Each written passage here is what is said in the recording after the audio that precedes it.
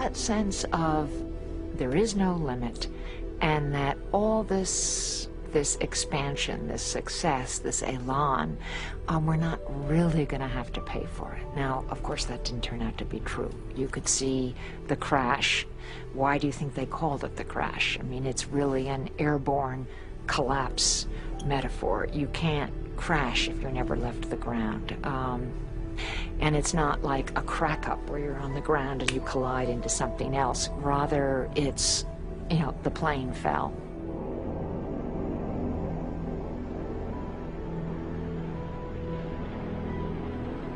The 20s had been so prosperous in so many places, not in the countryside. The farming industry was in very bad shape in the 1920s. But certainly in the cities, it was very prosperous. People were making fortunes on the stock market. And then all of a sudden, poof, it went. I mean, economists, very serious economists, had been saying that we'd reached a new level, a new plateau of prosperity in this country, and we were never going to go back. And then the crash happened.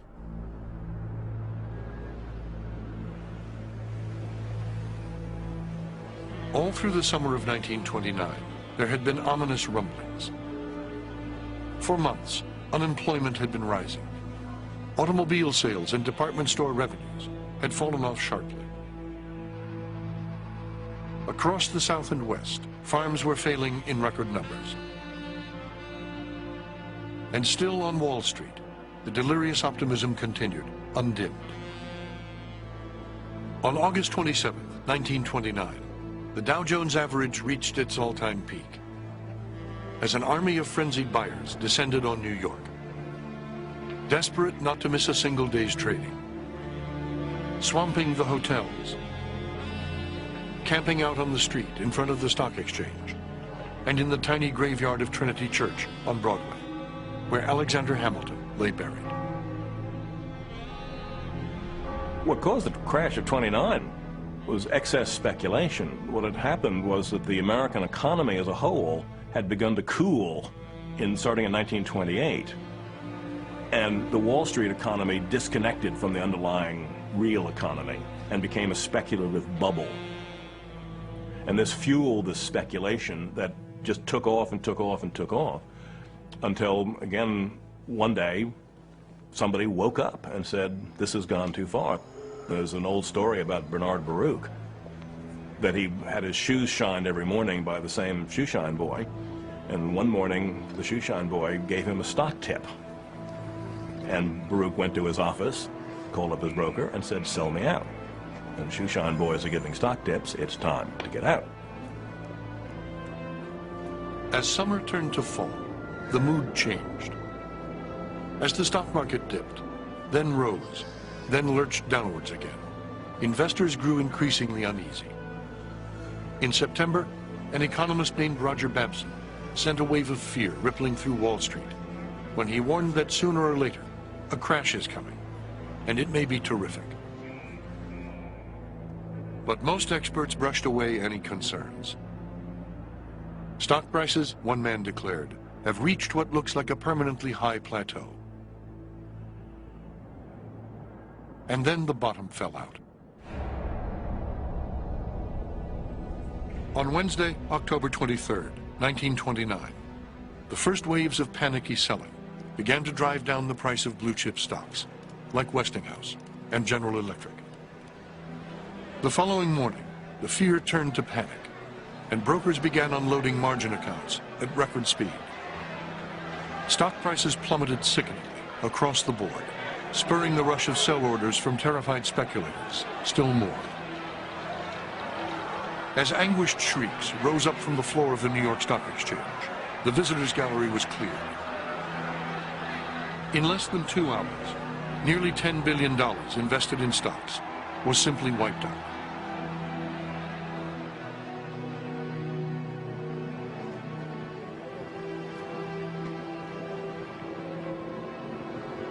Outside on the street, crowds massed 6 deep in front of the stock exchange, while hundreds more stood in shocked silence on the steps of Federal Hall. Newspapers would later try to describe the uncanny murmuring sound that echoed off the stone facades of the financial district that morning. It was a collective moan of horror and grief, and stunned disbelief, rising up from thousands of ruined, frightened men. The biggest crowds gathered outside the house of Morgan, desperately hoping for a miracle. Cheers broke out when word came that a consortium of bankers had agreed to pump hundreds of millions of dollars into the stock exchange to shore up the faltering market. Word spread that once again, the day had been saved by the house of Morgan. But the day had not been saved. On Friday, with the market apparently stabilized, the banks withdrew their funds. The following Tuesday, October 29th, 1929, known forever after as Black Tuesday, another tidal wave of selling hit the exchange. And this time, no one came to the rescue. Nothing could stop it, and just people wanted out. And this was in the fall. Most crashes tend to be in the fall. And I think, again, it's human psychology. You tend to be more cautious in the fall. I mean, the speculations of summer that seem so brilliant, and suddenly when the chill winds of October come, you wonder if there's such a good idea, and you try to get out. And if too many people do that at once, it causes the market to drop, which causes more people to want to get out, and suddenly, you know, the snowball rolls down the hill. Hour after hour, the market continued its descent into chaos and pandemonium, as stock prices simply collapsed under the torrent of panicked selling. And desperate brokers fought and screamed and trampled one another to get out. 16 million shares traded that day, which seems like nothing today because we trade 16 million shares in the first 5 seconds of the business day. But the trading record set on the day of the crash, the 16 million shares, was not vested until 1969. It was 40 years before the New York Stock Exchange traded more shares than it traded on the day of the crash. The tickers did not stop running until 7:45, when the market had closed at 3:30, I guess. In the worst single day in the history of the New York Stock Exchange, the market lost $14 billion in value, bringing the week's loss to more than $30 billion, 10 times more than the entire annual budget of the federal government, and far more than the United States had spent during all of World War I. Worst hit in the short run were the thousands of small investors who, believing that everyone could be rich, had bought stock on margin, sometimes borrowing as much as 90% of its book value. In a matter of hours, in some cases minutes, they had lost everything: their life savings, their houses, and their dreams.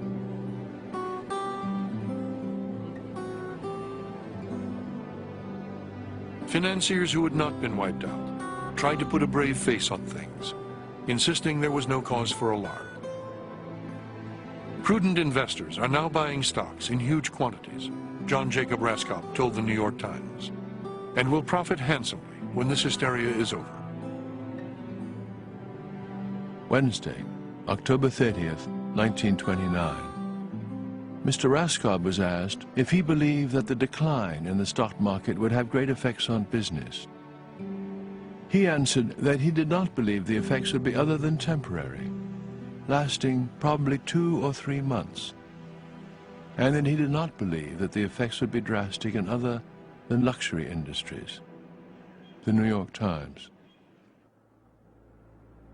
But others feared the worst. The present week, one newspaper editor declared, has witnessed the greatest stock market catastrophe of all times. It would take a decade and a half for the American economy to fully recover. I think the reason the crash lives on in the American folk memory, although there aren't many people alive today who were adults when the crash happened in almost 70 years ago now, but what followed the crash, the Great Depression, which permanently scarred the American psyche. And we remember the crash as the beginning of the Great Depression, although in fact the two had nothing to do with each other, or very little. But that's why I think the crash became such a benchmark, because it was this very sharp line between the prosperity and the giddy cocktail party of the 1920s and the awful depression of the 1930s and the bread lines and the apple sellers and the bonus riots and what have you.